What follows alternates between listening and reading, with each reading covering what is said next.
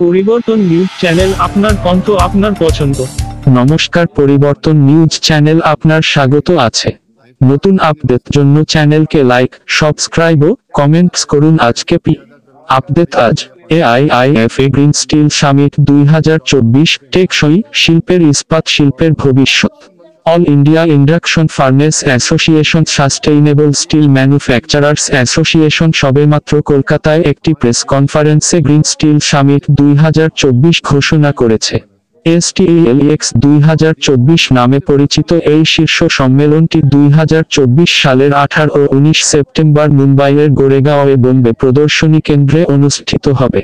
এটি একটি প্রদর্শনী, সম্মেলন এবং পুরস্কার অনুষ্ঠান সহ সম্পূর্ণ ইস্পাত মূল্য শৃঙ্খলকে কভার করে একটি ব্যাপক ইভেন্ট হবে।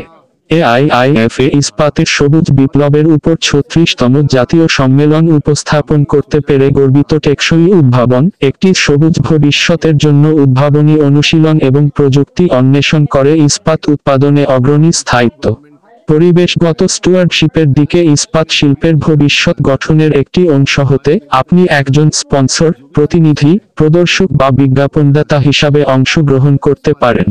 ফোরাম আরও হাইলাইট করেছে যে 2024 সালের বাজেট শিল্পের প্রত্যাশা পূরণ করেনি। ইস্পাত শিল্পে বিপ্লব ঘটাতে পুনর্নবীকরণযোগ্য শক্তির প্রয়োজনীয়তার উপর জোর দেয়, যেমন ভারত সরকার এবং ইস্পাত প্রস্তুতকারক সমিতির দাবি। Tata steel limited, steel authority of India limited এবং JSW স্টিল সহ শীর্ষ 10টি ইস্পাত প্রস্তুতকারকদের সাথে ভারত বর্তমানে বিশ্বের দ্বিতীয় বৃহত্তম অপরিশোধিত ইস্পাত উৎপাদনকারী। একটি সফল EU শিল্প নীতির জন্য একটি মূল্য শৃঙ্খল ভিত্তিক পদ্ধতির প্রয়োজন, যেখানে গ্রিন ডিল ইন্ডাস্ট্রি প্ল্যান এবং নেট জিরো ইন্ডাস্ট্রি অ্যাক্টের মূলে রয়েছে ইস্পাত। AIIFA গ্রিন স্টিল সামিট 2024 এ আমাদের সাথে যোগ দিন এবং ইস্পাত শিল্পের ভবিষ্যৎ গঠনের অংশ হন। ভিডিওটি দেখার জন্য আপনাকে ধন্যবাদ এবং আরও আপডেটের জন্য আমাদের চ্যানেলটি সাবস্ক্রাইব করতে ভুলবেন না। योगेश वांडानी, मैं president IIFA sustainable steel manufacture. सबसे पहले तो मैं शुक्रिया अदा करूंगा हमारे मीडिया पार्टनर्स का, जो कि यहाँ इतने शॉर्ट नोटिस पे हमारे आए। और पश्चिम बंगाल ये जो एरिया है, ये हमारे स्टील इंडस्ट्री का उगम स्थान है। हमारे देश का सबसे पहला स्टील इसी रीजन से बना और देश का सबसे बड़ा स्टील हब जो है वो east part of our great nation India है, जो सबसे बड़े पैमाने पे स्टील का प्रोडक्शन करता है।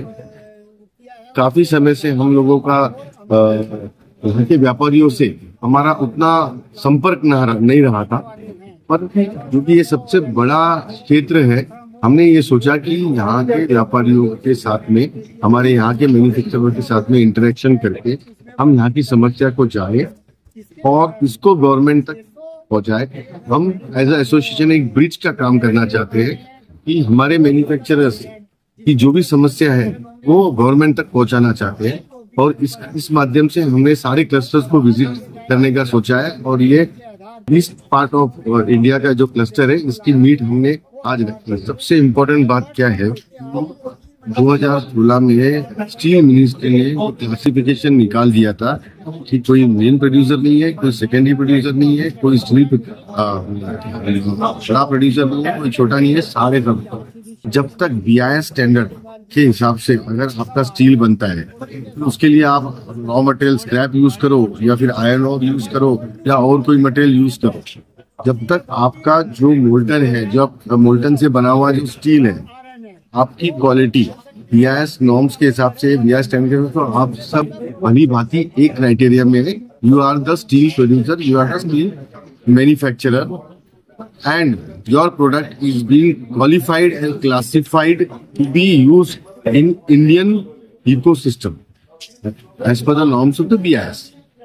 तो अभी क्या हुआ है कि ये पहले चलता था कि ये मेन प्रोड्यूसर है, ये छोटा है, ये प्राइमरी है, ये सेकेंडरी है।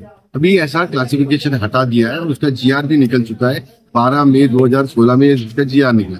और क्या होता है कि जो प्रथा पड़ी है और जो ट्रेंड चलते आ रहा है, उसके हिसाब से आज भी जो स्टील कंज्यूम करने वाली पब्लिक सेक्टर कंपनीज है, जो स्टील यूज करने वाले, और जो स्टील यूज करने वाली प्राइवेट सेक्टर्स है, आज भी ये डिस्क्रिमिनेटी को लेके चलते हैं कि नहीं ये बड़ा प्रोड्यूसर है, ये मेन प्रोड्यूसर, तो इसी का माल हम लेंगे, ये छोटा है इसका नहीं लेंगे। Thanks to the European Union जिसने ये कहा है कि जो लोग छोटे हैं और जो लोग स्क्रैप यूज करके अपना प्रोडक्ट बनाते हैं, that is they are the producer of the steel with a net zero carbon emission.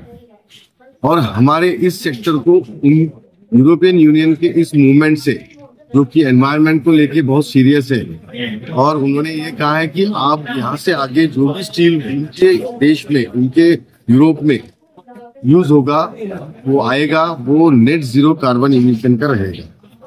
तो हमारा सेक्टर जो है उसमें भली बात फिट होता है, क्योंकि हम लोग स्क्रैप यूज करते हैं और स्क्रैप को उन्होंने इम्पोर्टेंस दिया है। उन्होंने कहा है कि जो भी व्यक्ति स्क्रैप से अगर स्टील बनाता है, scrap as a raw material use करता है, उसका उस ग्रेड, उस प्रोडक्ट बनने में नेट जीरो के लिए उसको यूज है, क्योंकि स्क्रैप को उन्होंने नेट जीरो में डाला है रॉ मटेरियल के सिग्नल में। क्या बोलने का मतलब है कि आप लोग एक्सपोर्ट करने के लिए अग्रसर हैं। हाँ। तो इसको आप लोग किस तरह से देख रहे हैं? जो भारत सरकार है आपके ऊपर में जो अभी टैक्सेस आई है और आप देख रहे हैं बजट आई है, तो इसको किस तरह से देख रहे हैं? हम लोगों का सरकार से यही मानना है कि अब हमारा एक्सपोर्ट बढ़ सकता है। हमारे सेक्टर को अगर आप सपोर्ट करोगे, हमारे सेक्टर को नेट जीरो कार्बन स्टील बनाने के लिए रॉ मटेरियल तो हमारे पास है, हम स्क्रैप यूज करते हैं, पहले से करते आ रहे हैं, बरसों से करते आ रहे हैं। हमको चाहिए पावर, जो कि रिन्यूएबल पावर सोर्स से चाहिए। हम सरकार से गुहार करते हैं कि हमारे को रिन्यूएबल पावर का अगर आप अरेंजमेंट करके देते हैं, और एवरी ग्रिड, एवरी डिस्कॉम तो आप ये मैंडेट करते हैं कि वो रिन्यूएबल पावर जो मांगते हैं उनको देना चाहिए, और उसका कॉस्ट इफेक्टिव बेसिस पे अगर वो करते हैं तो हमको रिन्यू पावर का भी सोर्स मिल जाएगा।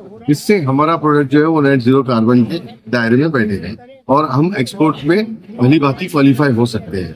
तो हमारी सरकार से यही मांग है कि इनको एक्सपोर्ट बढ़ाने के लिए हमको सपोर्ट करें और ये सारे मेजर्स को हमको हेल्प करें। अब क्योंकि स्क्रैप ये हम लोग वेंडर से खरीदते हैं, वो वेंडर अगर जीएसटी नहीं पे करता है तो हम प्रॉब्लम में आते हैं। तो हम ये चाहते हैं कि इसके अंदर भी जीएसटी का मॉडलिटी को चेंज किया जाए, और हमको या हमारे मैन्युफैक्चरर को जो ऑलरेडी टैक्स पे कर चुके हैं उनको आप इस दायरे से मुक्ति दें और वो उनको फ्री रखें अपने मैन्युफैक्चरिंग एक्टिविटी करने में और बाकी रेवेन्यू गवर्नमेंट को पहुंचाने में।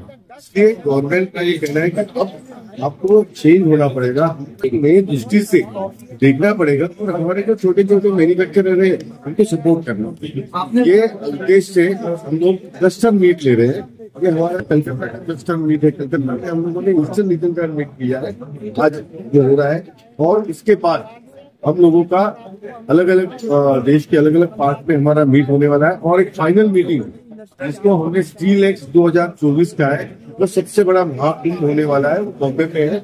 वो है 17, 18, 19 और 19 को हम उस 2 दिन steel ministry, Nitin ji Gadkari from the road and transport ministry और बाकी अन्य मिनिस्ट्री के लोगों को बुलाए, कॉमर्स मिनिस्ट्री को बुला रहे हैं। इसमें हम उनसे ये दरकार करने वाले हैं कि हमारे इश्यूज को समझे और हमारी सेक्टर को ग्रोथ दे, ताकि सबसे बड़ा एम्प्लॉयमेंट देने का काम हमारा सेक्टर कर रहा है, जो स्टील सेक्टर कर रहा है, वो पैन इंडिया में।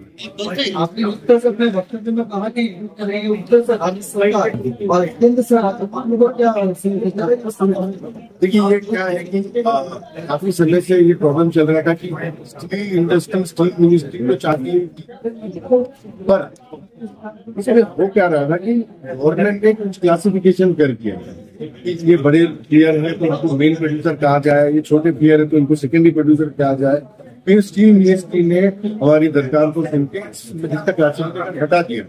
पर आज भी क्या होता है कि जो स्टील कंज्यूम करता है, जो पब्लिक सेक्टर, जो गवर्नमेंट के जो सेक्टर्स है, जो स्टील लेते हैं, वो आज भी ये डिस्क्रिमिनेशन रखते हैं। जबकि सिंपल है, एक बीआईएस का नॉर्म बनाया हुआ है स्ट्रॉन्ग से, स्टैंडर्ड में जो मटेरियल बनता है, चाहे वो स्क्रैप से बने या मेन रॉ मटेरियल से बने या आयरन ओर से बने, तो मायने नहीं रखता।